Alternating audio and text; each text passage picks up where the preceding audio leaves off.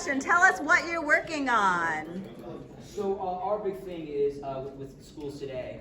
Actually, I can take this off. Our big thing is kids today oftentimes feel as if that their voice is less, sometimes censored and whatnot. We want to find out, do kids know their rights in school? Sometimes we talk to our groups, and the one big thing is people feel like they're not able to say what they want to say, whether it be because they were actually not physically, but censored by the administration, or there's some sort of stigma in their school of being able to say certain things. And where do we draw the line? So where should organizations get involved and help protect freedom of speech versus what's normal and acceptable?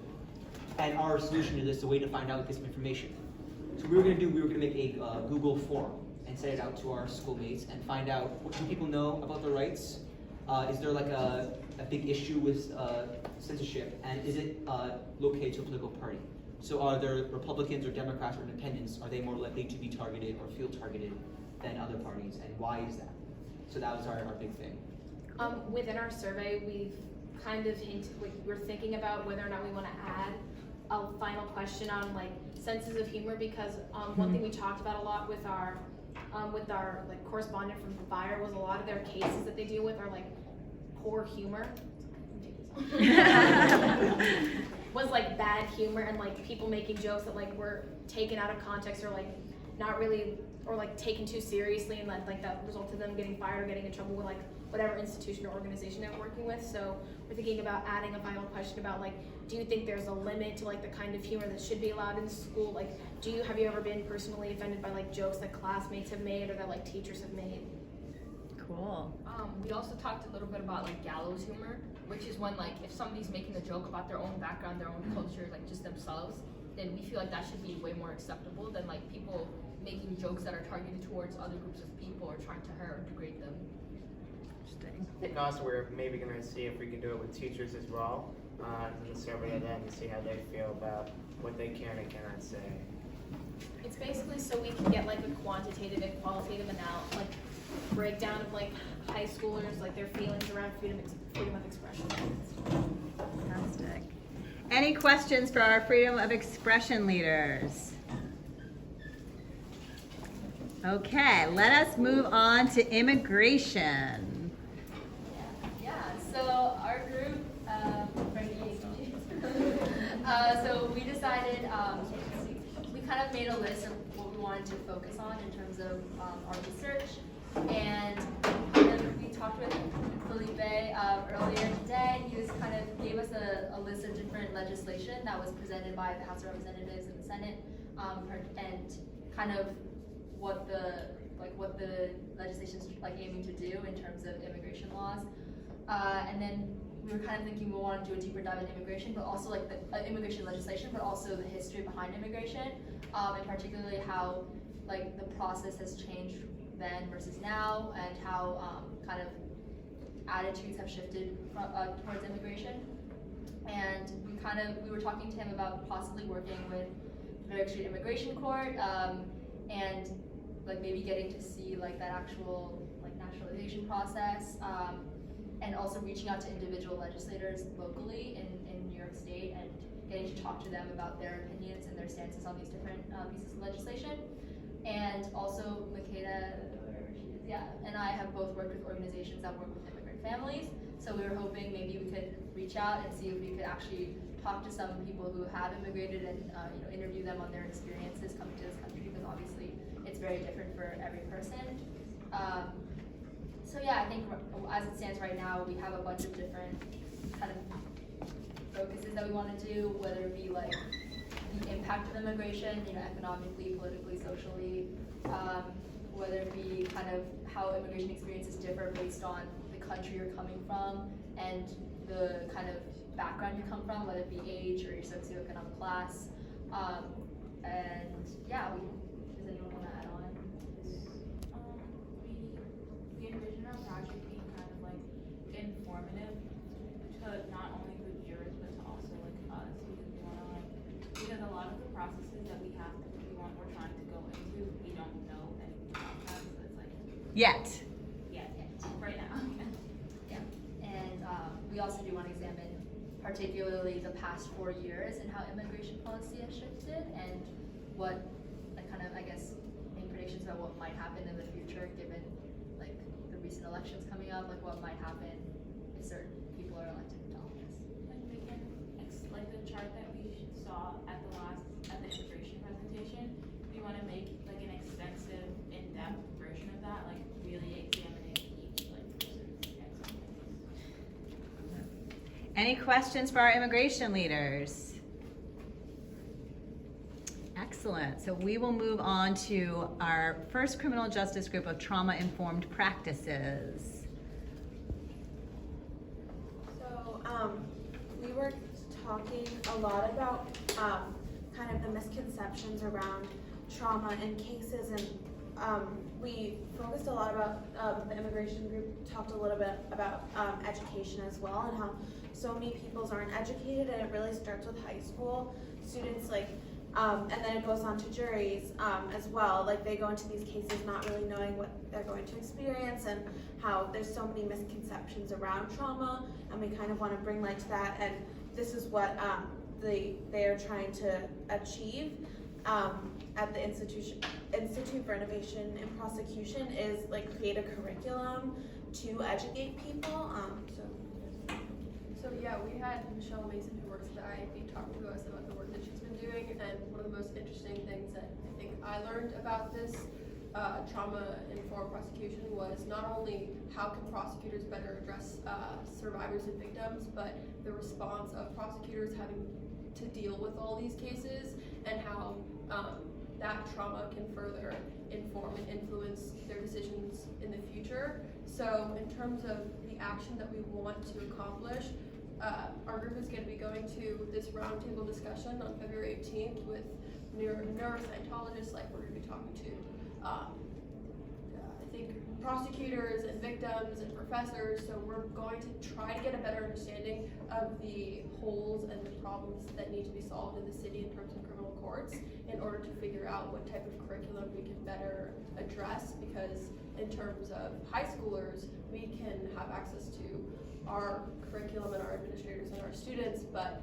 because this issue is so big, it is better for us to get an understanding of what needs to be done and what is most realistically accomplishable. So we will be deciding what we will be doing after February 2nd.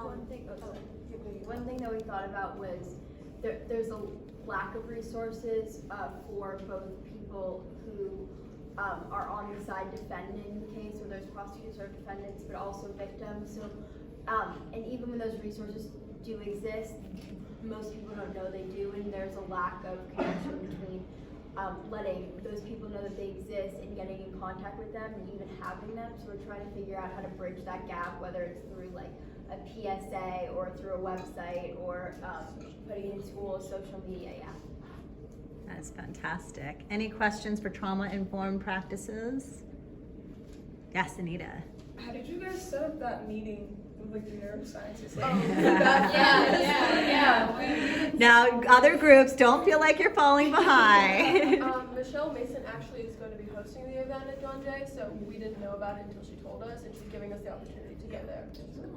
But the IIP is really excited to have our students there, to have younger voices represented in that. But I would also say that we can make those things happen in your group. So partly what you were doing during the latter part of the session, where you were mapping out who are other folks in the field who are doing this work, we want to help you bridge with them so that you can cross-pollinate and enhance their work.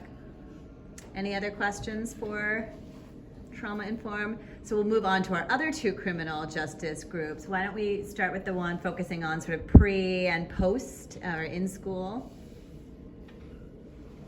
So basically, we just talked a lot about a policy that would kind of create a partnership between underserved public schools and then also public schools that have a lot of access to resources, and creating sort of student body-led after-school events, programs, test prep for SAT, ACT, middle school entrance exam, high school entrance exam programs, and they would like alternate between hosting them at the more advantaged public school versus at the underserved school. And student metro cards that are provided to public school students would be used as a method of transportation to get students between the area, and would be in partnership with the MTA via the Metro Cards, Department of Education via kind of youth overseers, and then also teacher chaperones. And the way we kind of connected it to criminal justice is that, so Jarrell Daniels came and he was talking to us about how a lot of issues are like the pipeline going into, just like the system, and like a big part of it is like, he kind of named 3 things, like Department of Education, the child services, and after school programs. And we were first thinking about child services, it just seemed like a little like improbable to like be able to work with that, so we kind of came up with this idea, which is like kind of combining schools and like after school programs. And another big thing we talked about with Jarrell was the concept of schools being really segregated institutions and how that leads to criminal or being caught up in the criminal justice system. And so we kind of thought that if we were to target that issue, we would focus on some form of integration program, as well as giving students something to do after school. So it kind of targets 2 things in one with that idea. So Yeah, also like context to like why we chose extracurriculars rather than something like social work. It's mainly because like a lot of crime, I guess, by underage people is because like after school they go to school for 8 hours and then they have nothing else to do. And like Sandra was talking about how most crime happens between 3 and 7, which is the time that like kids are out of school, you know? So Coincidence? yeah, so it's like the easiest way to like stop that from happening is to keep kids preoccupied with something that like they care about. So it's like the after school activities, we haven't really established what it is, but they're ideas of like, oh, government and arts and just like athletic stuff like that. So it's like people have a reason to not just be out all day, like they have a purpose. And it's like we're also thinking of attaching scholarships to it, so it's like the programs are more based on like your work ethic and how much you're actually willing to like improve your community as well as yourself. Excellent. Any questions for this group? Yes, Charlie. No, I think it's interesting. I forget the name, but I know there's a group in Harlem where, I mean, it's famous for paying students to go to school. Oh. I don't know how that, like, it relates a little bit, just something to think about. Yeah, let us know if you remember who they are. I'm not familiar with that group. Paying students to go to school. Interesting. Thank you. And to all of this, like you might have ideas, things that are sparked, and you're like, oh, you should know this organization. So try to find someone in the group or me so that we can share that knowledge. Okay, moving on to our other criminal justice group, focusing on higher education in prisons. So we wanted to talk about, like, obviously they're talking about the what can be done leading up to people being like incarcerated, and we wanted to address like once people are already in prisons, how we can like reduce the recidivism rate and increase like the ability for people to be rehabilitated after they are released from prison. And we targeted education as being like the most important factor because when prisoners receive like a college degree while in prison, it obviously makes them less likely to return because they have like an easier way to find a job. So we wanted to like, obviously in New York there's a lot of systems already set in place for like offering college courses to incarcerated people, but they are only like, they're very hard to get into because there's a lot of competition, and only about 3% of the New York prison population has access to those programs. So we wanted to find a way to like 3%.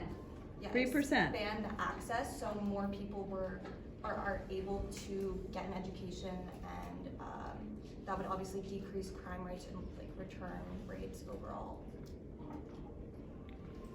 Anything anyone wants to add? Any questions for this group? Okay, so take us home, voting rights and voter engagement. Right. So we essentially have like a 2-pronged plan. So one is more like within our own community, and then one of them like is to turn this experience into legislation. So in terms of like our own schools and like your schools as well, we want to like enact a voter, like a civic action week, or like where you like do voter registration at your school, voter education, what are our rights as students, like getting students really involved in like understanding their rights. And then like as a result of that, taking what we learned and like being more reflective on that experience instead of just being like, okay, like they registered, all good. We want to like really understand the issues that come with registering and why there wasn't a great voter turnout in like our age or like the younger age group, and turning that into legislation in order to like focus on presenting this idea of like lowering the voter age for local and state elections to 16, and then yeah, like maybe even possibly testifying in terms of that. Yeah, we want to put a lot of pressure on state politicians in the Senate and the Assembly to pass these laws. And a lot of things that we're doing, we're actually trying to get them passed in the near future. Like before June, we want to get more people voting in the primaries. So we just generally want to garner more interest for this issue, and also maybe testify, hold protest, just do whatever we can. So that's our larger goal. Our smaller goal is to just get all like New York City high schools to have a voter registration drive to get people to vote. So also, even though you guys are not in this group, if you could try to help start a voter registration drive at your schools, that would be a big step forward. So we'll follow up with you on that. Excellent. Anything else? Anyone want? And any questions for our voter rights and voter engagement group?